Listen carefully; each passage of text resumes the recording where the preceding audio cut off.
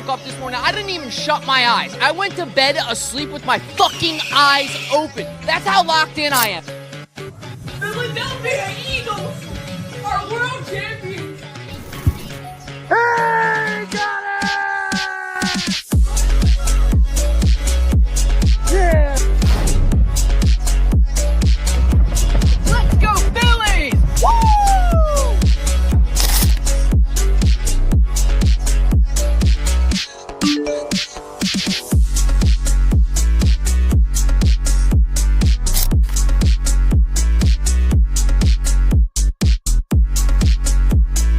KJ and I out here. You are now listening to the Appreciate Your Input podcast with host Dalton Holland. A proud 302 Birds podcast experience. Now let's take it to the show. What's going on, everybody? Happy Sunday night. Welcome to another episode of the Appreciate Your podcast with Dalton Holland. My name's Dalton Holland, and I appreciate your input. Tonight on the show, we got a lot on tap. First thing I want to say, last week was a little bit low energy. I watched it back. I'm like, I got to bring it a little bit more. This week will be a lot more high energy show, so get ready for it. We're going to be doing a March Madness preview with my man Frank Longo, looking at who's headed into the Sweet 16. Frank Longo is actually in first place in the 302 Birds bracket. Him and his wife, shout out to them. They are a college basketball maniac family. They have been hustling everybody in 302 Birds and doing a great job of it. God bless Frank Longo the fifth, because that kid's basketball knowledge, college basketball knowledge, is going to be insane. We're going to be talking about what is the greatest era ever, talking about Nick Emmanwori to Philadelphia, that's South Carolina safety, and we're going to be talking about Brandon Graham and his awesome career here, paying homage to him and thanking him. But first things first, let's bring on the guest. Frank, where did all this March Madness knowledge come from? I'm not going to lie, my wife. I'm not going to lie. She is Miss College Basketball. It's the only thing she gambles on. It's hysterical because I feel like such a bitch saying it. But at the same time, she just talks to me about college basketball. I go, oh, yeah, it's great, honey. But then I take a note. I'm like, she's like, yeah, I think it was like mid-season when she was like, yeah, Auburn. She's like, they're great and everything. But like, she turns around and then goes, but their defense is lackluster. And I'm like, all right, note to self, they're out in the third round. Like, so, and I mean, even they almost lost in, I think, the second round. So I'm like, oh, man, she's money on that. So let's keep that going. So I got to admit, Mrs. Longo is actually doing really well. She's second in our bracket right now. So actually, she's actually ahead of me now because Bama just won. So, yeah, and I lost. So, yeah. How far did she have St. John's going, and how far did you have them going in your bracket? I had St. John's beating Alabama. Oh, wait, no. St. John's, I had them winning yesterday, and then I had them losing to the next round. So, yeah, it's not fun right now. I think nobody really saw that one coming. Just Arkansas and kind of that energy that they've came out with is insane. They're really like playing as like one team. You can see that chemistry through and through. I just felt like they just had more beef to their team. I just felt like they were just like on it, and they just knew how to play good defense, and they were just getting the rebounds that they needed to do. And just watching that game with my wife, she was like, they can't do anything correct. Like, it felt like they were just a little out of it. I mean, I feel like there's a lot of teams, like once one of the players gets hot, the whole team gets hot.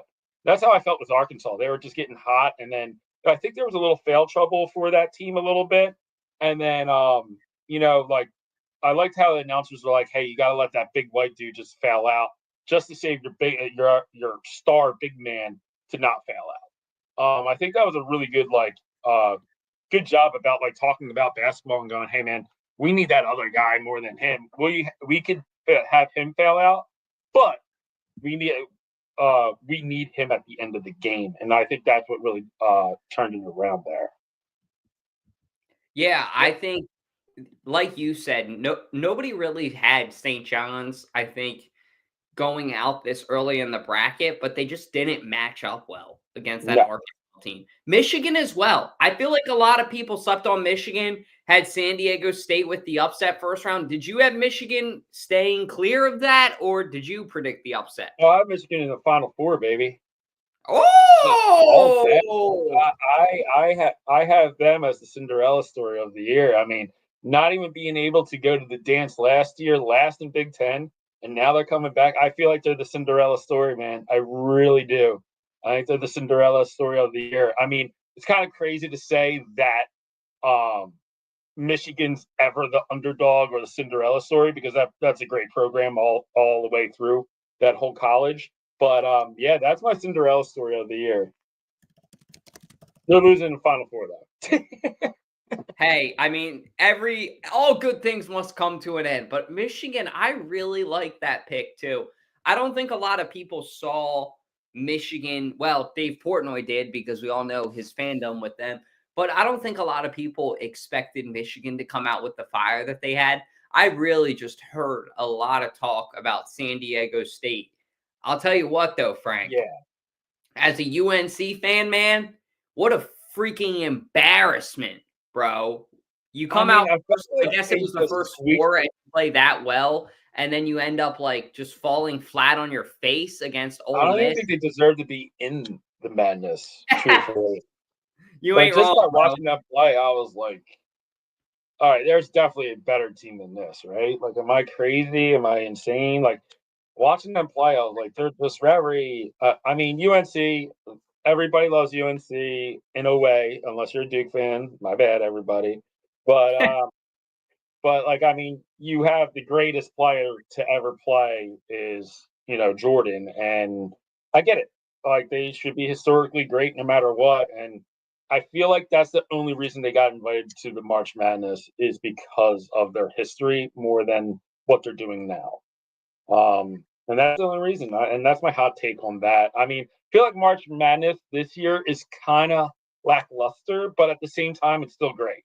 I mean, there's always a lot of close games. There's a lot of things going on, but I felt like there's not a real like true Cinderella story right now. Like a number 15 going through, getting to the Sweet 16, like, oh my God, you always see like one team just like blowing up everybody's brackets, but I really don't see that this year.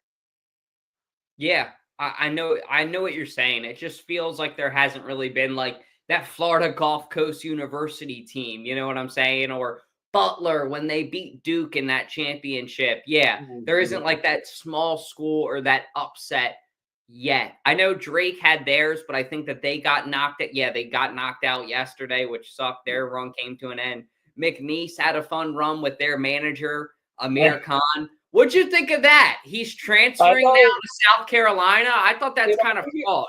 I think that was great. I mean, that's what's great about March Madness. You never know who's going to be the like historic hero of the madness, and you don't even know if it's going to be a player to wasn't there a nun like a couple of years ago that everybody like went around, and it was like awesome because everybody was cheering on that team. So it was like really awesome. That's what I love about March Madness, is like the pageantry, of course, of this, because sometimes it's not always the players or the coaches. It's, it might be a super fan from blah, blah, blah. And it's just like, it just catches, man. And it's awesome. I love it. Yeah, the pageantry, how you put it. It's funny. Or the March mascots. That's kind of how I think about them. Yeah. Mikey D was talking about it on Sippin' Sports today. And it's funny you said Sister Jean, because Mikey D, our guy on Sippin' Sports, said, wasn't Sister Jean in the same role a couple years ago? So same exact idea, but I know what you mean. It's good to see that kind of, I don't know, just aura or fun, raw moment still exists. Like, you kind of worry about with technology and things like that. Will people still be the same? Will they be able to connect? And it's funny what a boombox and good music can do, right? Yeah, it's like crazy because like you always get worried, like, the NFL and like a couple like big sports leagues, they try to keep out the individualism of teams and how they rally behind. But I mean, if you're like a super fan with the Eagles, you see like some of the things that they like do to like celebrate, like the keep your level down. This is normal. Like, you find those little things when you're like a super fan and understand what's going on. But if you're like a fan from the outside looking in, you really don't see that.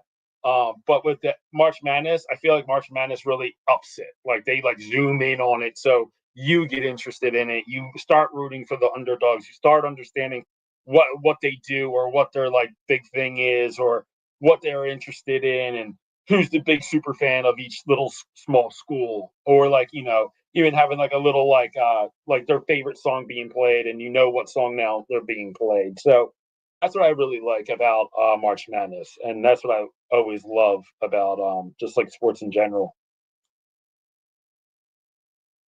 Yeah, it's so exciting, and it's just fun. It's a fun time of the year. You don't have to watch basketball all year for it to be fun.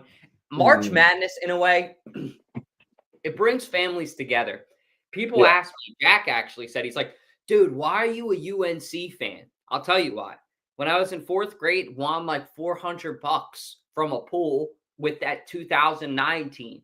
I think that they were the #1 overall seed that year. I really liked the baby blue. I was like, this is a cool looking color. This is a cool looking team. I'm going to rock out with UNC. And I did. And guess what? It was worth it every step of the way. $400 to a 4th grader? That's some insane cheddar right there, man. You can do a lot with $400 in 4th grade. So it's just one of those things that when you have a memory from March Madness, you'll never forget it. And it's one of the few things in sports, I think, that they have left pretty untouched, I guess I would say. Yeah. A lot of things change in sports throughout time periods. Baseball with the pitching clock, football with the kickoff. This tournament has remained very consistent since the 60s, 70s, 80s, maybe even 50s. And that's, I think, one of the best things about it. And if it remains like that, it's going to stay that way for a long time. And you also see like stars come out of nowhere that, they might not make it to the NBA, but these guys become superstars for a solid month and a half. And they're not going to be drafted. They might be too small. They might, whatever. But these guys come to superstars out of nowhere, and you're like, oh my God, like these guys are amazing. Like the guys from Creighton, that white dude, the 3-point shooter, he's ridiculously good, but I don't think he's going to that NBA draft. But he's been there for 4 years, and I mean, Creighton was, a centerpiece of March Madness for the past 4 years. So he grew that school. I mean, now they're like on the map. Like, oh, Creighton's going to be there, and they're going to make a good run. That's what I love about March Madness, because it's not always like, oh, we're going to build the best team and get, all 5-star, guys on our team, recruits and blah, blah, blah. And we're going to win, championship after championship. It's not always that. And I feel like that's the crazy part of the NCAA madness, is just because solely you could get a no-name team that just gels so well, play great defense, and they could just knock down threes just like the 5-star recruit, or they can play crazy defense and knock out your 5-star recruit. And then, okay, you need to rely on your 4 other guys. But yeah, by the way, that haven't been shooting that much because they've been relying on Mr. Star 5 over here. So that's what's so great about March Madness, I think, personally. It's entertaining, it's exciting, and just the players play with a certain level of athleticism that I think the opposite of exciting. The NBA playoffs. Yeah, oh yeah, it compares nothing to the NBA. I'm glad you said that, because the NBA is such a step down. My guy Dobbins is saying he's got Duke winning it all. Who do you think's going to win it all? You have Kentucky in your bracket? I have Kentucky. I have another little Cinderella, but I don't think they're like much of a Cinderella because it is Kentucky. But at the same time, I was like, you know what? Let me pick someone that not everyone's picking. Let's try a win. Let's go bold a little bit. But I think Kentucky has a real big shot. I think they have really good defense. They have good 3-point shooting, but their problem is that they don't have 3-point shooting. That's a problem. But I feel like they're doing really well right now. Is there anyone on Kentucky that really sold you on them player-wise, or is it just the team as a whole, coaching as a program? I mean, the coaching. I mean, I think a huge thing with the March Madness is all about coaching. I feel like if you take, some of these big coaches and put them into these small schools, they're going to win a championship. So that's how I look at it. And I really like the University of Kentucky coach. Yeah, that's got to be a really fun job. Yeah, a lot of pressure too. I mean, that's the thing too. I wonder how now Rick Pitino, for example, right, from St. John's. How does that all go? Because that's the part that's tough about it as well, is when you do leave, there is that, okay, well, who can step up? You can't get over the hump. That was the argument with Purdue for a while. I think Purdue, though, they could be a team that actually this March Madness, Purdue's looked really tough. I like Purdue, and I actually really like Michigan. I don't know the kid's name, but there was a white kid on Michigan, and he just played with an insane, just love for the game and passion. Like, you could tell he cared more than everybody else on that court. The way he rebounded, especially offensive rebounds, giving Michigan a lot of second chances. I forget his name, but he was like number 50 and he had a buzz cut. That kid sold me on Michigan yesterday. I really think Michigan's a tough team and could make a run. So I like your pick. I think they can make a run too. That's why I put them in my Final Four, but I do not think they're going to make it. I think Texas is just way too tough to beat. But yeah, I mean, it's just so fun. I love college basketball, March Madness. I do watch a little bit during the season, but I sort of stay away because then you get all like flustered with the points, this and this and this, and then you're like, oh my god, this team's such a powerhouse. They're going to go all the way, and they're out the first round. I feel like if you get too close to the sun, you don't see the big picture either. Yeah, well, you wouldn't know with the way that you talk about college basketball, my man. You really know your stuff. Your wife knows her stuff.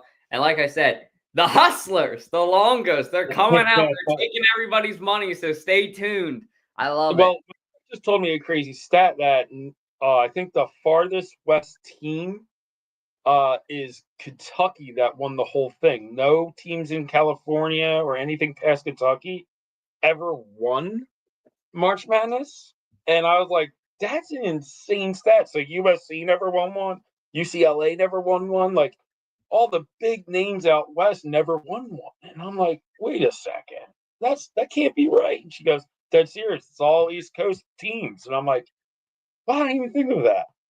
And then I looked at USC, they never won a March Madness. I don't think I looked at UCLA, but I was like, that is shocking.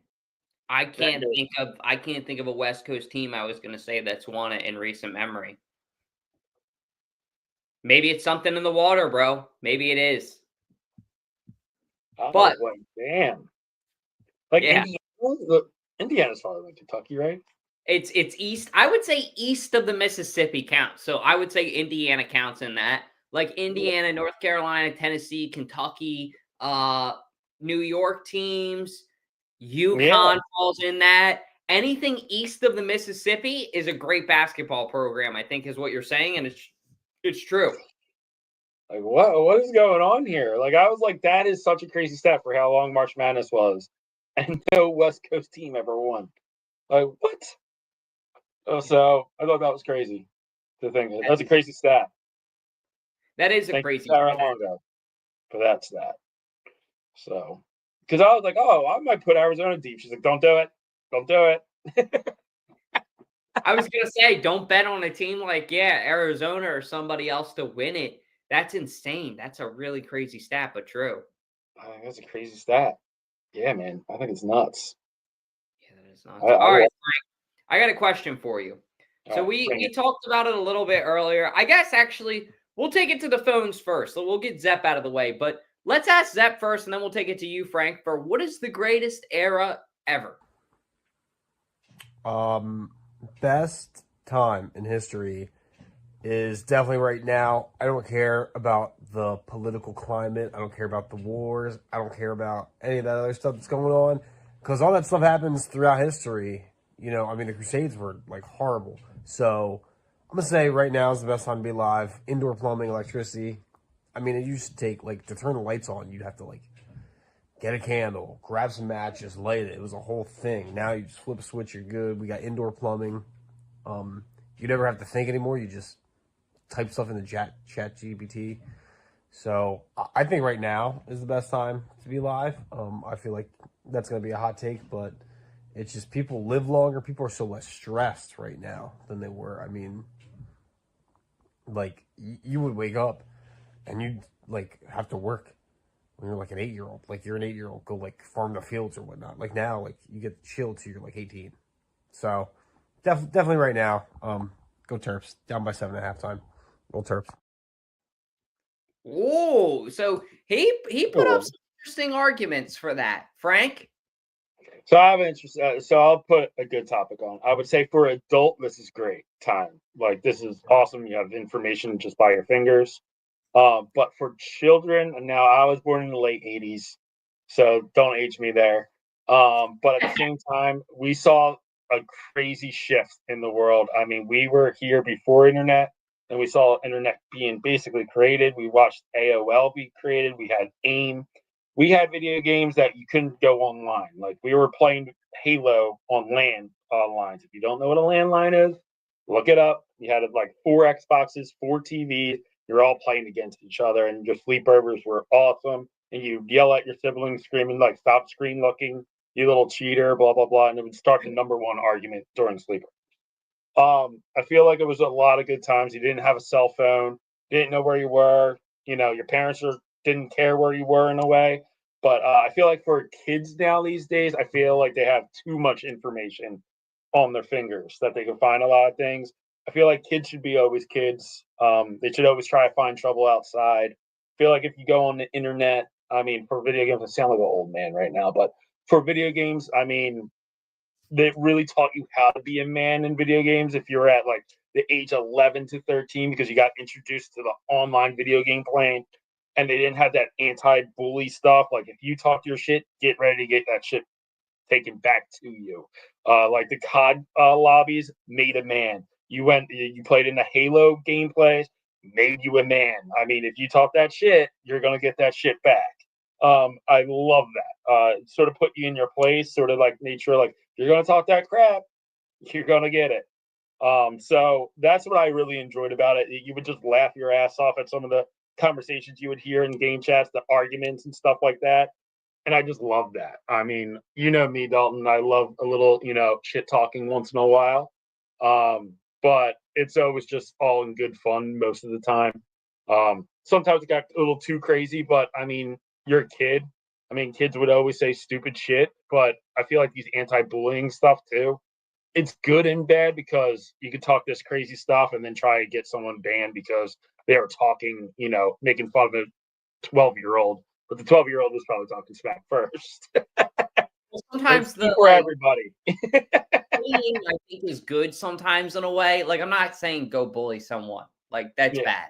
But I'm saying sometimes looking back on it, I am glad that I got bullied in certain ways because I'm like, wow, I'm glad that I shook that off and society helped me just kick that aside because that would have been really cringe if I was still doing that today or if, you think you're all big and tough when you're 13 playing, with a sniper rifle in Halo. You think you're all big and bad, and you have a pistol, and then another guy has a sniper, and he knows where you're ending up every time. Not too fun on that side either. Yeah. So I think you said it best too. Like kids, I like what you said. It's different being a kid now. Like they have a lot at their fingertips, but back to Spider-Man right here, right? With great power comes great responsibility. And unfortunately, as a kid, I can't always say that I had the greatest responsibility either. And I think it almost kind of jades our kids. It scares you. It scares you a lot. I mean, I'm a dad now, so it scares you a little bit because you're seeing kids getting in trouble at like 9 or 10 because they posted something stupid on the internet. Or like some kids actually get too powerful on the internet and don't know how to handle it. Like that kid, Jack, whatever his name is. I mean, he went crazy. Or Dockery. Whatever that loser is. I don't know. I don't give a crap. And like some of these other guys that are on it, they got it all to their heads and then they think it's real life, but it's not. It's all about viewership. And then you're like, all right, you do one little crazy thing and then you keep building and building and building and building until you get to the point that you're a problem to the village and then people hate you now. So it's kind of tough, but at the same time, it's the truth. And people will dig and find information about you. I think what Zepp said too, I got to challenge what Zepp said. Zepp said that it's not a very stressful time right now. I agree. If you're comparing right now to like fucking Egypt, right? Like BC, when people just had to wake up and build a pyramid and would have like their first meal of the day at 8 o'clock at night and then wake up in the morning and do it all over again. The plague when you have to grab dead bodies and just put them on the thing and they say you're dead. Yeah, exactly. That I get. But comparing right now and saying, I did think about it. Right now is a really good time. Plumbing, that makes sense. That pretty much everything I would say from 1930 on. Okay, you're pretty much, if you say anything before the 30s, you're kind of a little bit weird, in my opinion. But hey, to each their own. Tell me why. If you can explain why in the comments, maybe you do want to go back to Egypt, but you would want to be a king or a queen is your preference. Okay. I mean, I feel like it would be awesome to live back in like the late 1800s, but as long as you're super rich and live in the Gilded era and you're super filthy rich, I mean, that would be awesome. But it would be awesome no matter what generation you live if you're filthy rich.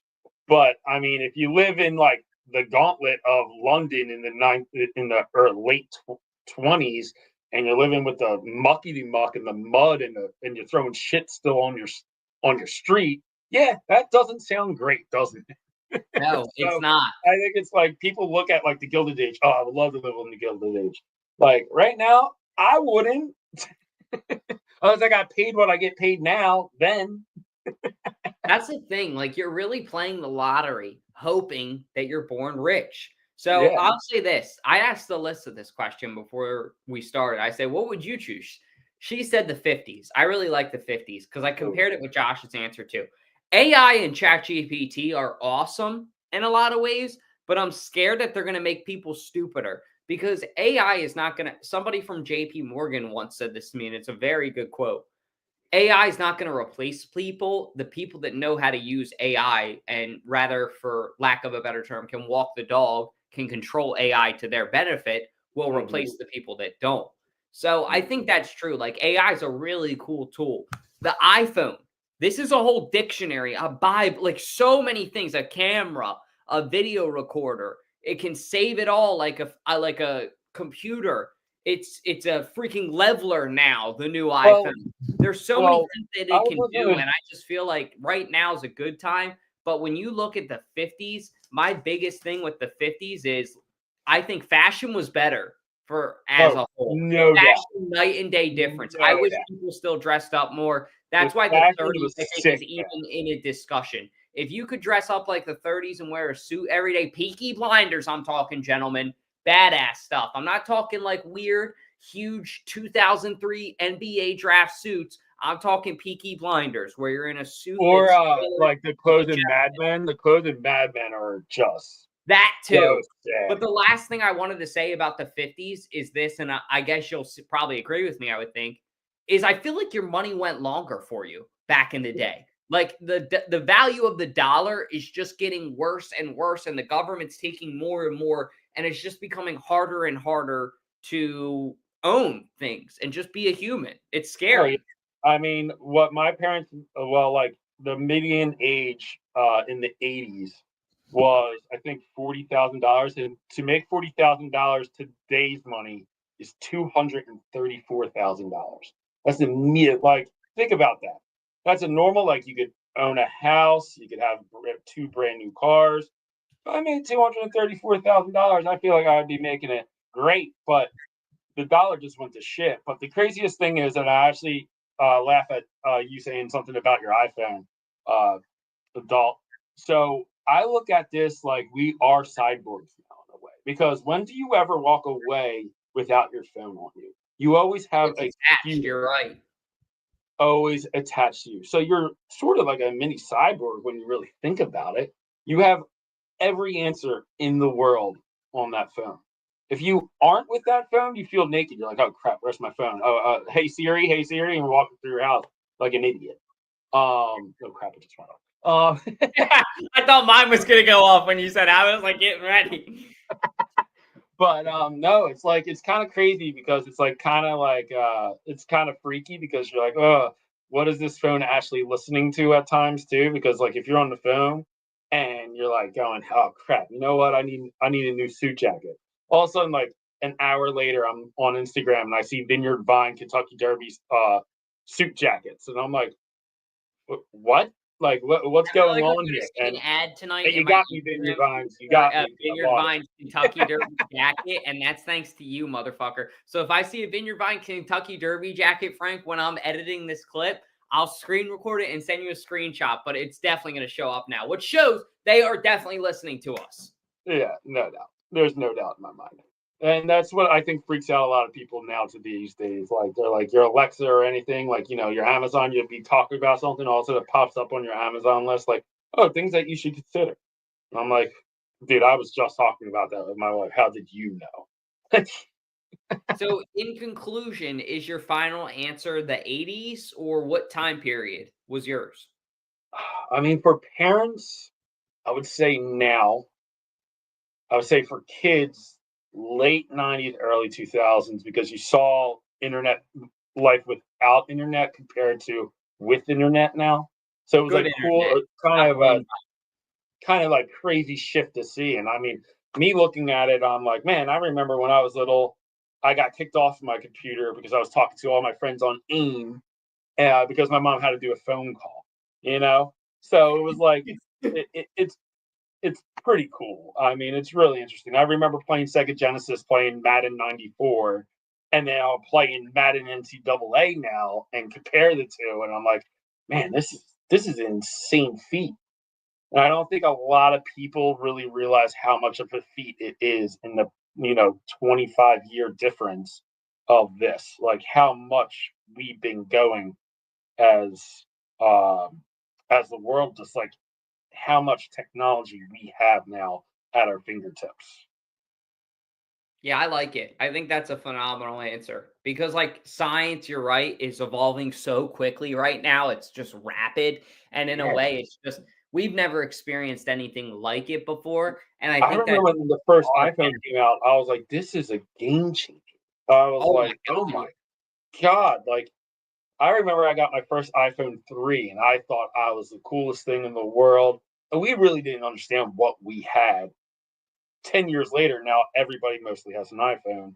Sooner or later, that's going to break down, though. But at the same time, it's just like, man, this is insane. This is nuts. Because I remember in the early 2000s, everybody had a different phone. Like, maybe someone had a Sidekick, someone had a Razor, and like you're just praying that someone has a phone charger that's the same as you, and praying that someone has the same Sidekick as you that you can charge it. But it's just everybody has the same iPhone. Everybody knows what they're doing. Everybody, even my grandma has an iPhone now, who's at 89 years old, and she knows how to work it pretty damn well. So it's pretty cool. It is cool. I think it's like one of those things that, looking back on it, we'll be grateful for it once we learn how to kind of control it. But I think for me, it's got to be right now because the Eagles era. Like that, sports is in such a great time period right now. It really is. You look at the NBA. I know we make fun of it, but LeBron, Steph Curry, it's the worst it's ever been. They just kind of happened. Tom Brady just retired. I think the past 20 years specifically, like the 2000s, like 2000 to 2025, even like the quarter century, you could say, I think it's one of the golden era in all of sports right now. See, I don't agree with you with the NBA. I don't agree with you with the NBA or actually with the MLB. The steroid era was insane for the MLB. Like, think about it. You had Mark McGwire, Sammy Sosa race. You had Griffey. You had Jeter. I mean, Jeter was a little later, and then you had Randy Johnson. You had some guys at the bullpen. You had Greg Maddux. You had some guys that are just like crazy, and they had amazing mustaches like this. And like, it was just old school baseball, man. It was like, hey, you run into my second baseman if he's doing a double play. If you get hit, it's just like everybody was a Chase Utley. Everyone knew how to play the game. Everybody made it a rough game. It is a contact sport. Now it's not as much. And I understand that you're paying these players hell of a lot more money. I mean, you had a John Kruk, and he had a big old belly in the early 90s, but he was just such a character, and he was such a fun player to watch. And it was just like, man, like these guys would have a beer and a cigarette right before they go out and play a game. I mean, it was sort of more blue collar than it was then than it is now.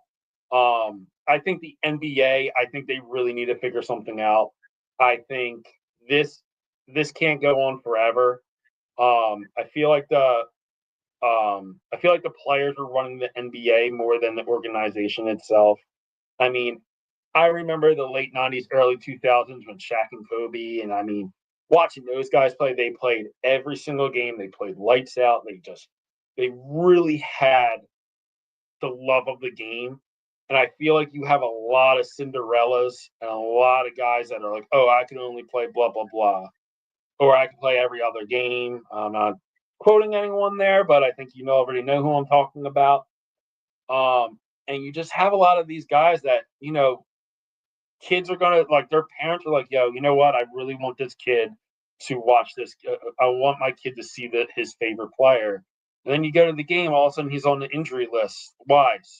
Sore back. It's like, come on, man. Like, all these people are paying, like, top-notch dollars for this game, and some of these people might not be able to afford it, but the only reason they're paying that money is because they're watching you. You're an entertainment business, and your entertainers aren't going out and showing.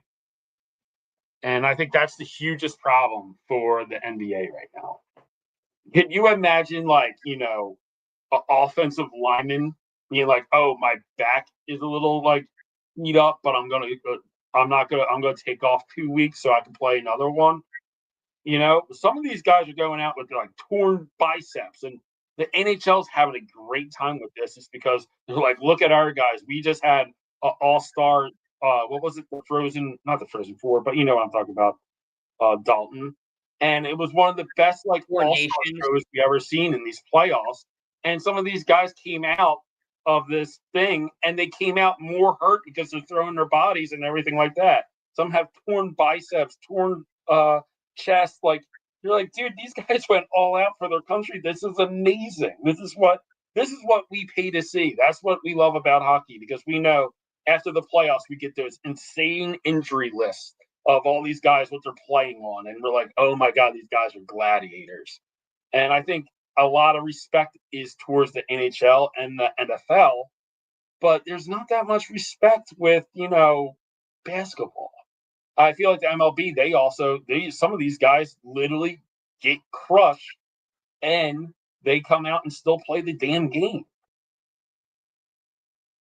Yeah, there was definitely a lot more heart then in the professional league. I that 100%. Like, if you went down the lane against Kevin Garnett, you're going to get your ass whooped. Yeah. Hey. Why? Yeah. But I got to get to the next segment. So, Frank, please let the people know where they can give you a follow. At Totally Frankable, please follow me. I'm on private, but I will follow you guys back. No problem. I have my little kid on there now. So, love y'all. 302 Birds, and he'll know who you are. And we'll get you back on here more often. This is like going to be a late night show. Jack's got one on Saturdays, too, that I'm sure he'll be texting you about soon, too. So stay tuned. Awesome. I'll talk to you. See you, man. Have a good one. Later, guys. Thank you to Frank for hopping on here. If you guys don't, please give him a follow. He's been on 302 Birds before. He was the guy that talked about Zach Wilson with that legendary clip with us. And that was one of my favorite memories with him on the show. That shit was so funny. But greatest era ever. Let me know what yours is in the comments. I'm excited to hear it. I appreciate you guys for tuning in. We got 33 of you guys in here right now. Let's talk about that South Carolina safety, Nick Emmanwori, coming to Philadelphia potentially. I think he's a great prospect with a lot of upside for the Eagles if they choose to go this route. First off, he's 6'3". He's 227 pounds. He's from North Carolina. He's a psychology major. I think he's got excellent IQ, and he's also got a really good pursuit. Just some things that you can't really teach. I think he knows what he's doing, and I think he's got a great dedication for the game as well. He can be a little bit slower sometimes on, like, what I would call, like, his play recognition is what I saw from it, like the way that he just recognizes things.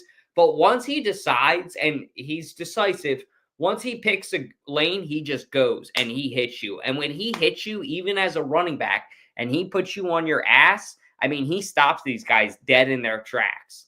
If I had to make an NFL comparison for this guy, believe it or not, my NFL comparison, I would have to say, would probably be Cam Chancellor. I just feel like Bam Bam Cam is the right move. I think he reminds me a lot of him, the way that he plays, the way that his personality is. He's a big personality. He's a great ball hawk. He's got great hands. He's got great instincts, like I said, and he's got lots of upside. And all of his coaches, everyone who talks about this kid just raves about his work ethic, his dedication to even practices, showing up, showing out every time, and just leading by example. And for me, if I'm Howie Roseman, if I'm the Philadelphia Eagles, there's nobody I'd probably want more than that.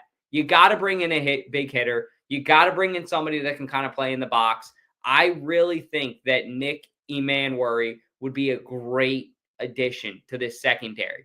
If you bring him in, this secondary just takes a step up. It really does to, I think, new heights. You would have 3 potential Pro Bowl caliber players, definitely 2 of them. We already know with Coop and Quinyon. If he develops to be a potential Pro Bowl caliber player, you would have 3 out of 4 that were drafted in the past 2 years. That's nuts. Tell me that ain't the best way to go on a Super Bowl run. Right now, you got Reed Blankenship. You're probably going to pay him a little bit. But even then, you could argue that Reed and the way that Reed Blankenship plays, especially against the Commanders, is Pro Bowl caliber. Eagles are in a really good spot in the secondary, and I think adding somebody like Emmanwori would just kind of put gasoline on the fire. What do you Eagles fans? Sorry, still taking down my Pepsi. What do you Eagles fans think? Let me know in the comments. I really think that he'd be a great addition to the defense. I do. Right now, one thing I'm going to do, because I forgot to do it last week, is I'm going to spin the Wheel of Wonder. This is actually going to be where I'm going to play my first mini golf game at the Jersey Shore, Ocean City, New Jersey. I got, I believe, all 8 spots. Definitely the top 8, the 8 that I go to, are on there. Whatever one it lands on is where I'm going to golf first this year in Ocean City. Let that bad boy do its thing. And while it is,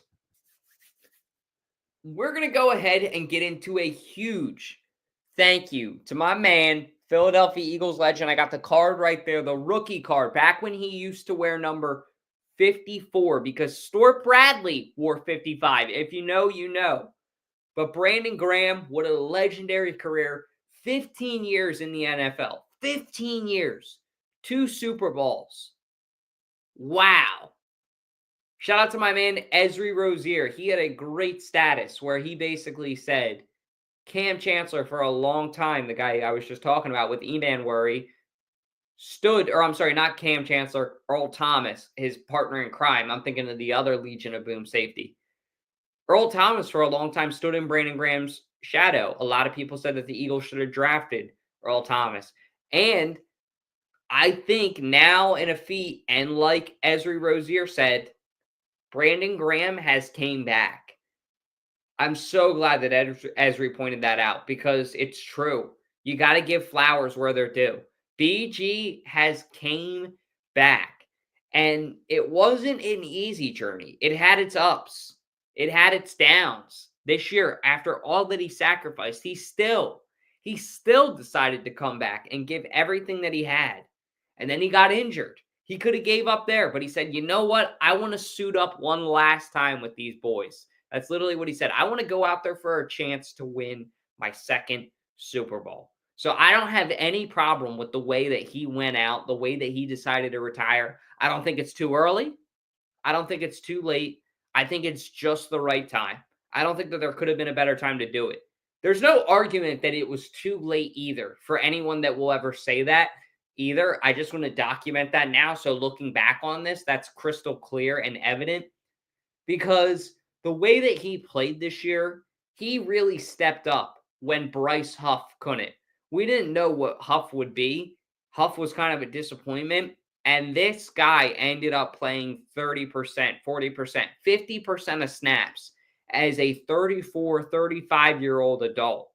That's not easy to do in the NFL at a high level. You think every year you're getting guys out of college football in America, the best of the best, the highest programs, the best programs in America, that level of competition that you need to remain is insane. And he did it. BG did for a while. His buddy, Lane Johnson, now, I'm interested to see, when does Lane want to go out? I think Lane has a little bit of time left. Lane said he's coming back for a year. I think Lane wants to go get one more. I think if Lane Johnson gets one more ring, he'll call it quits and he'll say, hey, I did what I needed to.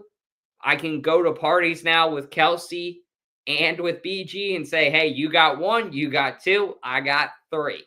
That would be pretty cool to say. But I think Lane Johnson also understands the Eagles are at a point right now of where they need him. It's not about money. It's about a legacy. And Lane wants to sustain his legacy in Philadelphia. He's smart for that. You want to talk about financial, he could do a lot of the money grabs right now. He could go start a podcast if he wanted, quit football, and it would probably do all right. But he knows the long-term thing to do, the smart thing to do in this city is play football as long as humanely possible. Get paid as long as humanely possible, because you will never buy another drink again in this city. You will never open a door for yourself again in this city. When you win one Super Bowl in this city, they treat you like kings. When you win two, good Lord. When you win three, oh my God. There would only be one guy on that list that could say that he's won 3 Super Bowls in Philadelphia. Just saying. Jake Elliott too, I guess, if Jake Elliott remains on this team, which I think he should and he would. I know I busted his balls with a couple of jokes this year, but Jake Elliott was clutch when he needed to be the most this year towards the end. I know he had a couple bumps in the road here and there, but I'm proud of him. But Brandon Graham, man, what a career. What some moments. What a Super Bowl 52 experience, taking down Tom Brady in that strip sack fumble, and then coming back 7 years later for Super Bowl 59 and winning it after losing 2 years prior to Patrick Mahomes, the same guy. You have beaten arguably the two GOATs, Brandon Graham. You've beaten Tom Brady. You've beaten Patrick Mahomes. You have taken down both of the greatest players of all time in NFL history. That is nuts to think about. And he, the humble guy he is, just freaking shrugs it off. I don't care. Yeah, I guess I did that. All smiles. Now, I know he reminds Tom Brady. He loves to talk his shit. Don't get me wrong. But what he has achieved in his NFL career as a defensive end, I think will go down in NFL history as one of the greatest ends of all time. He may have not had the best statistical career, but what he achieved on the field and off the field will go down in NFL history. It will be admired. I think the reason Fletcher Cox gets overshadowed by Brandon Graham is because all that Brandon Graham does off the field. Fletcher Cox is an exceptional player. Probably the best defensive player definitely the best defensive player that the Philadelphia Eagles had over the past decade. He was on the all-decade team as the number 2 defensive tackle behind Aaron Donald. That's insane to be that good. That's like generational. And nobody really talks about Fletcher Cox the same way. He doesn't get the same kind of love. Why? Because this city loves a guy that puts his heart on his sleeve for this city. Like Jason Kelsey, like BG, Brandon Graham. Lane Johnson does as well. Fletcher Cox does as well, but they're a little bit more reserved. Brandon Graham and Jason Kelsey have always been the two that really wear their heart on their sleeve for this city, and the city wears their heart on their sleeve for them back. That's a beautiful thing, Eagles fans.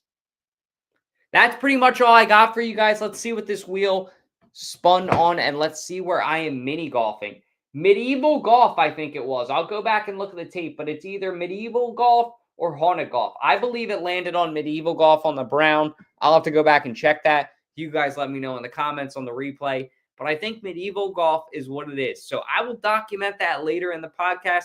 Maybe do a little segment. We'll see who wins. Take my girlfriend Alyssa out for a date where I'll win. You know, I'm the mini golf champion. And we'll see who takes the championship home. Maybe I'll have to get another trophy for here. Or I could just actually use this right here. There you go. That'll be the consolation prize. But I appreciate all you guys for jumping on here on a Sunday night. It's getting to be a little bit late now. We had about 30 of you guys consistently throughout the show, which is exceptional. We don't have that a lot of times. Hope the energy was a lot better. I definitely tried to make it more entertaining, a lot better for you guys, more fun. Want to thank Frank for coming on here, saving my ass. Uncle Frank, totally frankable. Please give him a follow. That's my guy. He's hilarious. He's awesome. And I appreciate him jumping on here last minute when I texted him I needed him because he delivered. But that's pretty much all I got for you guys. Let me know in the comments what you guys want to talk about next week. Topics-wise, I could use some help. And if you really enjoyed this show, please be sure to like, comment, subscribe. All those little things really help us out a ton and mean a ton to me. My name's Dalton Holland, and I appreciate your input. Hey, got it! Yeah! Let's go Phillies! Woo!